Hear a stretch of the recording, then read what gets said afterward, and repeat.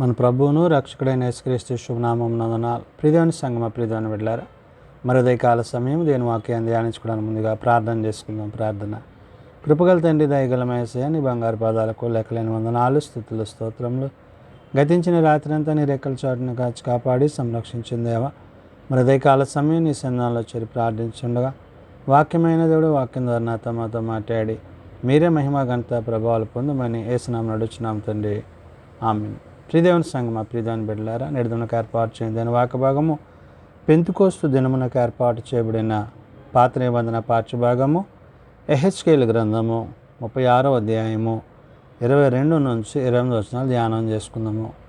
Pentecost దినమునకు ఏర్పాటు చేయబడిన పాత నిబంధన పాఠ్యభాగము యెహెజ్కేలు గ్రంథము 36వ అధ్యాయము 22 నుంచి 28 వరకు ఈ విధంగా రాయబడి ఉన్నవి. కాబట్టి ఇశ్రాయేలీయులకు ఈ మాట ప్రకటన చేయము. ప్రభువు యెహోవా సెలవిచ్చినదేమనగా, ఇశ్రాయేలీయులారా, మీ నిమిత్తము కాదు గాని అన్యజనులలో మీ చేత దూషణ నొందిన నా పరిశుద్ధ నామము నిమిత్తము నేను చేయబోవుదు దానిని చేయుదును అంటున్నాడు. దేవుడైన యెహోవా తాను చేయబోవు దానిని చేయువాడు. అంటే ఎవరైతే దేవుని మాట వినక, ఎవరైతే దేవుని యొక్క వాక్యాన్ని అనుసరించక, ఆయన చిత్తము చొప్పున నడవక తిరుగుబాటు చేసిన ప్రజలు ఉన్నారో, ఆ ప్రజలైన ఇశ్రాయేలీయుల గురించి దేవుడైన యెహోవా యెహెజ్కేలుతో చెప్తున్న మాట ఏంటంటే, మీరు మీ ప్రవర్తన, మీరు చూపించిన అవిధేయత, అంటే దేవునిని తిరస్కరించిన విధానము, దేవుని యొక్క ప్రేమను పొందక వారు బ్రతుకుతున్న విధానం ఏదైతే ఉందో దానిని భక్తుడైన యెహెజ్కేలుకి దేవుడు గుర్తు చేస్తున్నాడు. అందుకని అంటున్నాడు, కాబట్టి ఇశ్రాయేలుకు ఈ మాట ప్రకటన చేయము అంటున్నాడు. దేవుని ప్రజగా ఉన్న, దేవుని జనాంగంగా ఉన్న తన ప్రజలైన ఇశ్రాయేలీయులకి ఈ మాటలను చెప్పమని దేవుడైన యెహోవా యెహెజ్కేలుకు చెప్తూ, ప్రభువు యెహోవా సెలవిచ్చినదేమనగా, ఇశ్రాయేలీయులారా అంటున్నాడు. అంటే దేవుని మాటగా, దేవుని ఉద్దేశముగా ఆయన స్వయంగా వారికి ఈ మాటలు చెప్తున్నట్టు, ఆ చెప్తున్న మాటలను వారు అర్థం చేసుకునే విధానాన్ని గురించి చెప్తూ అంటున్నాడు, ఇశ్రాయేలీయులారా, మీ నిమిత్తము కాదు కానీ అన్యజనులలో మీ చేత దూషణ నొందిన అంటున్నాడు. అంటే ఎవరైతే దేవుని యొక్క మాట వినక, ఆయనకు వ్యతిరేకముగా ఆయన యొక్క చిత్తాన్ని తృణీకరిస్తూ అబద్ధపు మాటలు మాట్లాడుతూ దేవునికి ఆయాసం కలిగించే పనులు చేయుచున్నారో, అటు వారి యొక్క ఉద్దేశాన్ని బట్టి ఇక్కడ దేవుడు చెప్తున్నమాట ఏమని, మీ నిమిత్తము కాదు కానీ అన్యజనులలో మీ చేత దూషణ నొందిన నా పరిశుద్ధ నామము అంటున్నాడు. దేవుని యొక్క నామానికి మహిమ కలగవలసింది పోయి వారిని బట్టి, వారి యొక్క ఆలోచన విధానాన్ని బట్టి, వారి యొక్క తలంపులను బట్టి దేవునికి అవమానము కలిగినప్పుడు, ఆ అవమానాన్ని బట్టి దేవుడు అక్కడ మాట్లాడుతూ అంటున్న మాట, మీ చేత దూషణ నొందిన నా పరిశుద్ధ నామము నిమిత్తము నేను చేయబోవు దానిని చేదును అంటున్నాడు. ఏదైతే దేవుడు తాను ప్రేమించి వారిని ఆశీర్వదించి వారిని వర్ధిల్లజేసి వారికి తన కృపనివ్వడానికి ఆయన ఇష్టపడుతున్నాడో, దానిని వాళ్ళు ఏమాత్రమును అంగీకరించక దేవుని మాటలను తృణీకరించిన వారిగా, దేవుని ఉద్దేశాలను అనుసరించలేని స్థితిలో ఉన్నప్పుడు వారిని బట్టి దేవుడు ఇక్కడ మాట్లాడుతున్నాడు. అన్యజనుల మధ్య మీరు దూషించిన నా ఘనమైన నామమును నేను పరిశుద్ధపరచుదును అంటున్నాడు.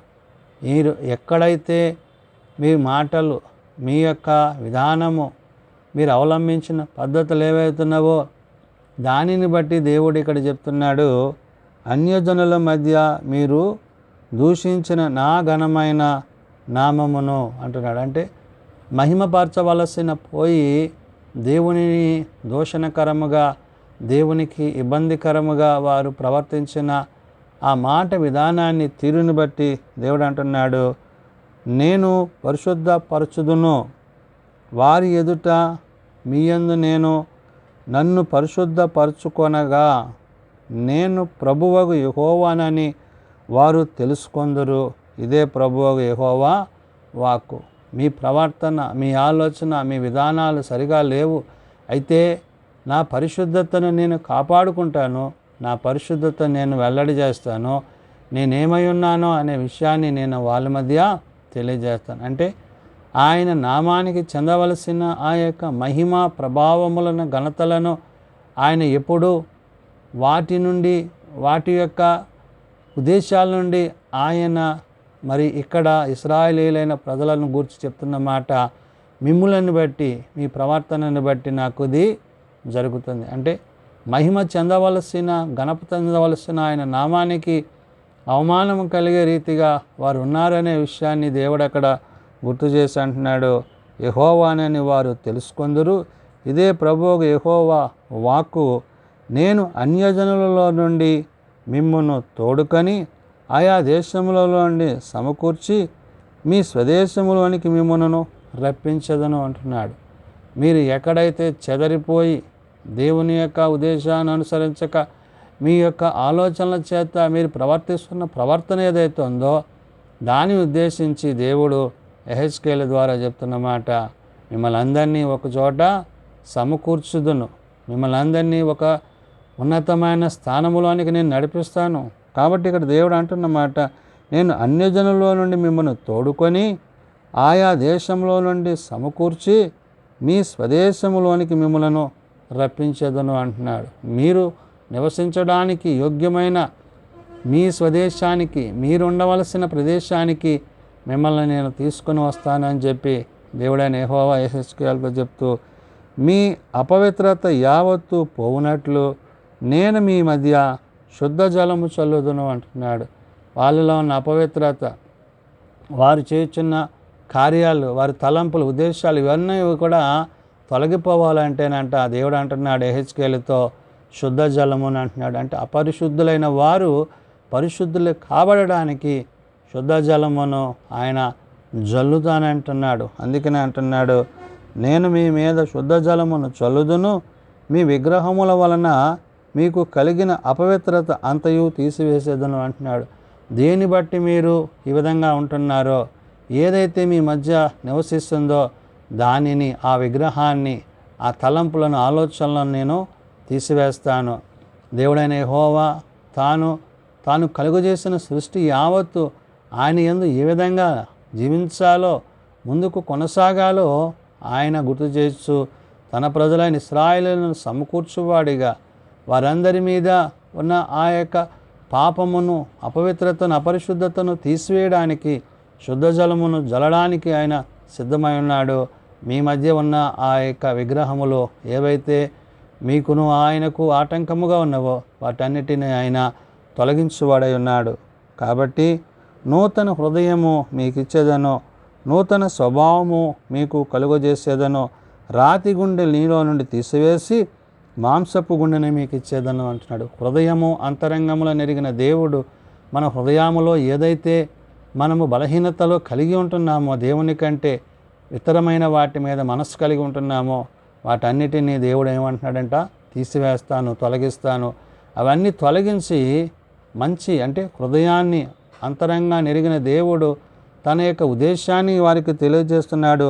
నూతన హృదయము మీకు ఇచ్చేదను, నూతన స్వభావం అని అంటున్నాడు. ఆ నూతన హృదయము ద్వారా, నూతన ఆలోచనల చేత మీలో ఉన్న ఆ యొక్క అపరిశుద్ధత, అపవిత్రత అంతా తొలగి ఆ శుద్ధ జలము ద్వారా మీరు పరిశుద్ధులై దేవుని సాక్షులై ఉంటారు.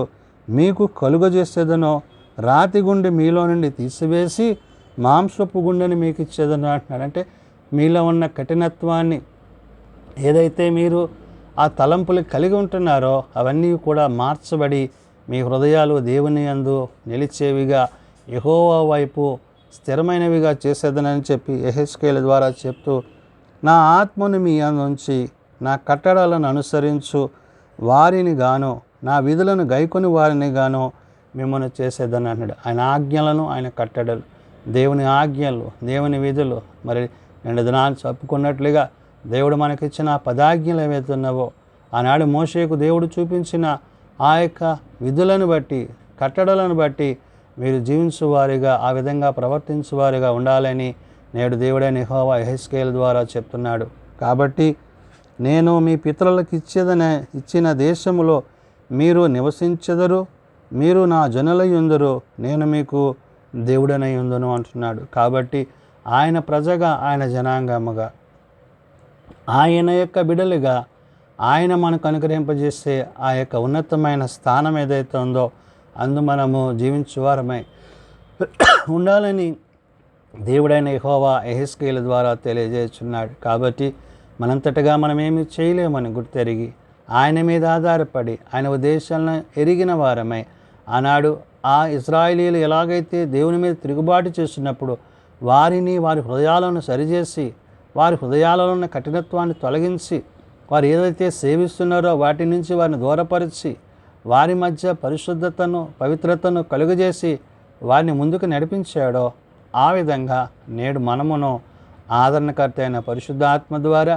ఆయన యందు జీవించువారమై నిత్యము ఆయనతో యుగయుగాలు ఆయనతో ఉండువారమై ఉండాలని ఉదయకాల సమయమున దేవుడైన యెహోవా ప్రవక్త అయిన యెహెజ్కేలు ద్వారా తెలియజేస్తున్న మాటలు. ప్రార్థన చేసుకుందాం. శాశ్వతమైన ప్రేమతో ప్రేమిస్తూ విడవక ఎడబాయిక కృప చూపుచున్న తండ్రి, అవును నాయన, నిన్ను బట్టి నీ నామమును బట్టి మేము జీవించినట్లు నీకు ఆయాసమును, దుఃఖమును, కోపమును పుట్టించక నీ చిత్తమును ఎరిగిన వారమై నీ చిత్తానుసారంగా జీవించగలందులకు మాకు నీ కృప దయచేయండి. అయ్యా, మేము బలహీనలం ప్రభా బలపరచు, రోగులం ప్రభా స్వస్థపరచు. మా హృదయంలో ఉన్న కఠినత్వాన్ని తొలగించి సమాధానము, నెమ్మదిని, నీతిని, సత్యమును మాకు ధరింపజేసి నీ వాక్యానుసారంగా జీవించగలిగిన కృప మాకు దయచేయండి. చిన్నబిడ్డలు, యవనులు, పెద్దలు, వృద్ధులు ప్రతి వారిని వారి తరగతుల చొప్పున ఆశీర్వదించి దీవించండి. జన్మదినాలు, వివాహ దినాలు, ఆయకుడికల కుటుంబాలు ప్రత్యేకపరచండి. దిన పరిచర్యలో, సేవలో నీ సన్నిధి మాపై ఉంచండి. ఏ ఒక్కరూ నశించక అంతటందరూ మారు మనస్సు కలిగి పాపక్షమాపణ కలిగి నీ నిత్యరాజ్యంలో చేరగలుగుట కట్టి కృప దయచేయమని నీ రక్షణ వస్త్రాలు మాకు ధరింపజేసి నీతి న్యాయములు జరిగించు. నీ దివ్య చిత్త ప్రకారం ఏలినట్లు అట్టి కృపతో నింపుమని యేసున్నత నామమున ప్రార్థించి వేడుకొంచున్నాం తండ్రి. ఆమేన్. పరలోకమందున్న మా తండ్రి, నీ నామం పరిశుద్ధపరచబడుగాక, నీ రాజ్యం వచ్చుగాక, నీ చిత్తం పరలోకమందు నెరవేర్చినట్లు భూమి మీద నెరవేరుగాక. మానిదనాన్నుడు మాకు దయచేయము. మళ్ళీ అపరాధం చేసిన వారిని మేము క్షమించిన ప్రకారం అపరాధములను క్షమించము. శోధనలతో ఏకాదశులను తప్పించము. రాజ్యము, శక్తి, మహిమ నిరంతరము నీవేనవు తండ్రి. ఆమేన్. మన పరమ తండ్రి అయిన దేవుని ప్రేమ, ప్రభువైన యేసుక్రీస్తు కృప, పరిశుద్ధాత్మ నిత్య సహాయము నిరంతరము సదా తోడైండి సంరక్షించునుగాక. ఆమేన్.